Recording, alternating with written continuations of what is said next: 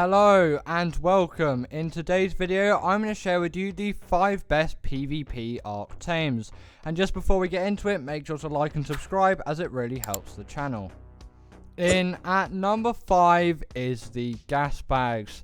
Now these things spawn all over Extinction and are very great turret soakers, which are why they are on this list. And on top of that, they also do have a wealth of other features which makes them great for PvP. Firstly, they're not actually that difficult to tame, and they are quite abundant, and they don't spawn in very hostile areas, which means these things aren't actually that hard to tame in a PvP situation where you have limited resources and you're probably on the run.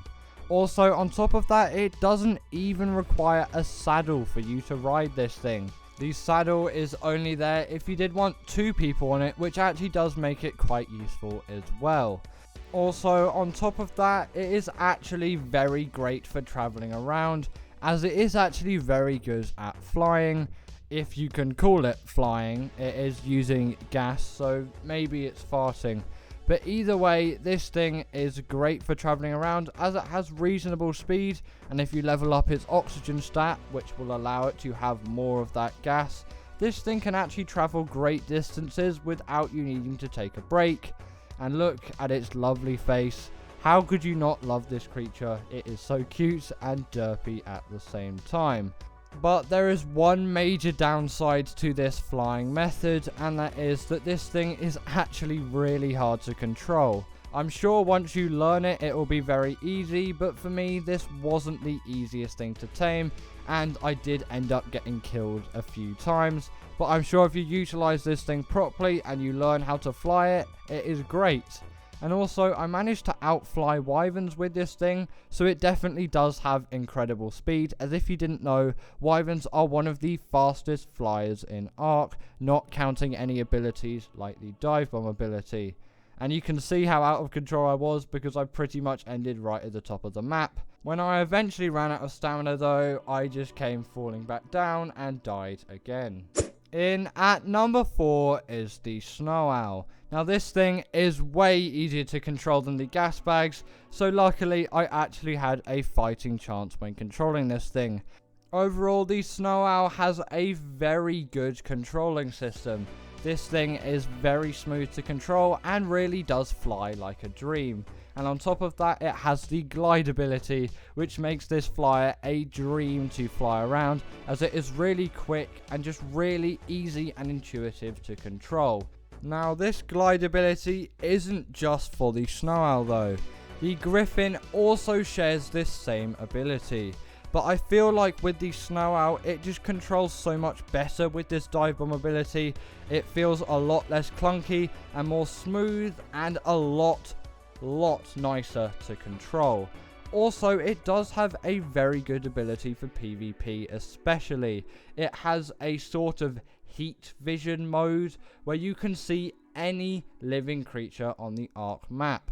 And this is great for spotting enemy tames, but also enemy players that may be hiding in bushes. Now for this next ability I'm going to talk about, you're going to need to level up that stam.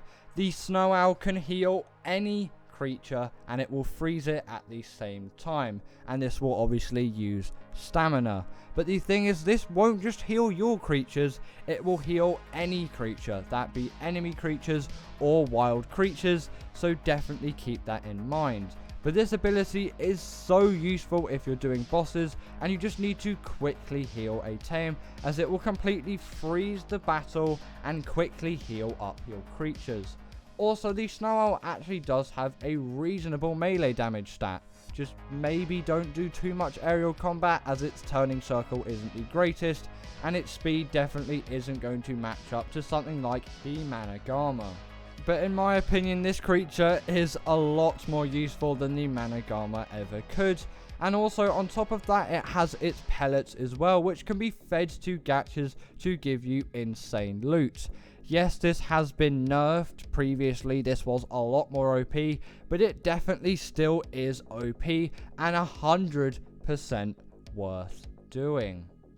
This seems a bit stupid after the last one, but in at number 3 is the carb enemies.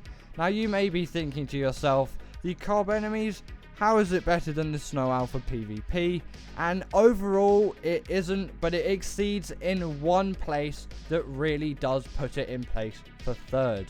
The thing is, these things are absolutely great soakers, and they are reasonably small, and they do not take up a lot of space.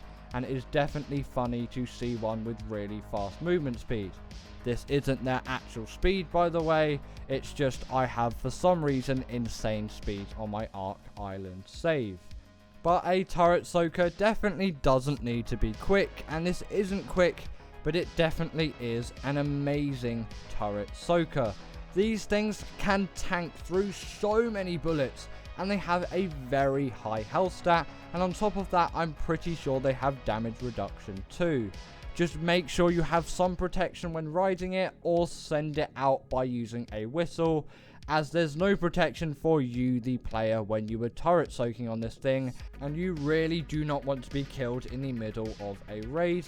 They're also reasonably good for harvesting oil as well, if that is what you want.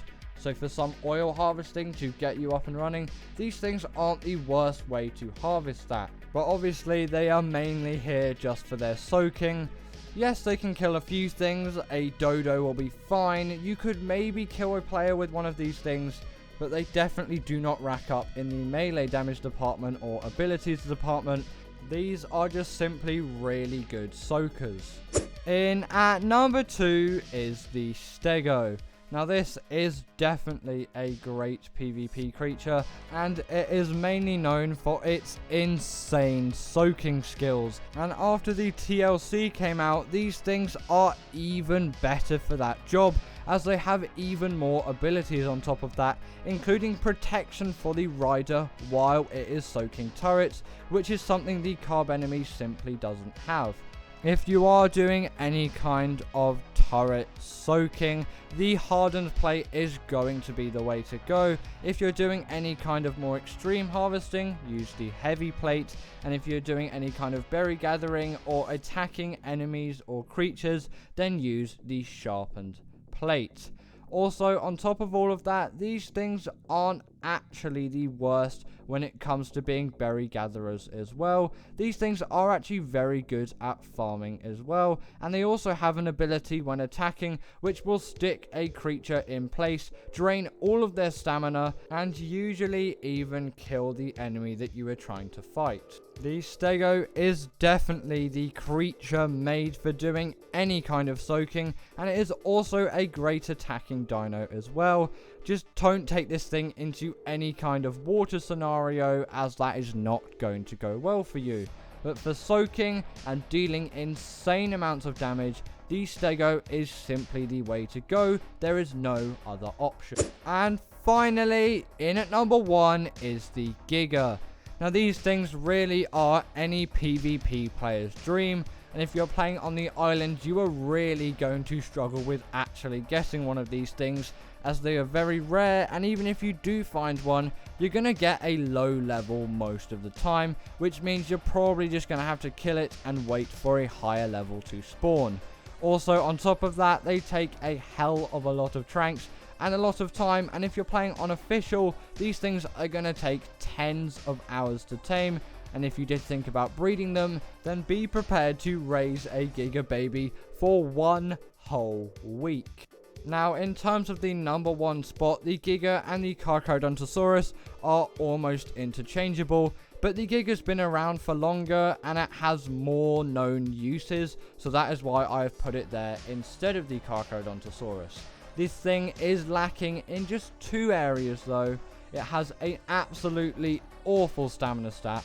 Don't even try to level it because it's not going to help.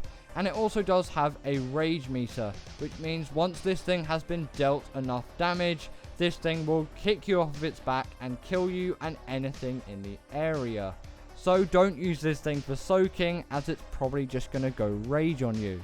But this thing is great after you've done all the soaking, and you can just run in with your Giga and absolutely demolish everything that's left, all of the creatures that they may have left, and definitely all of the players. As the Giga also has a bleed ability along with its bite, which means it can deal immense amount of damage no matter the enemy's health.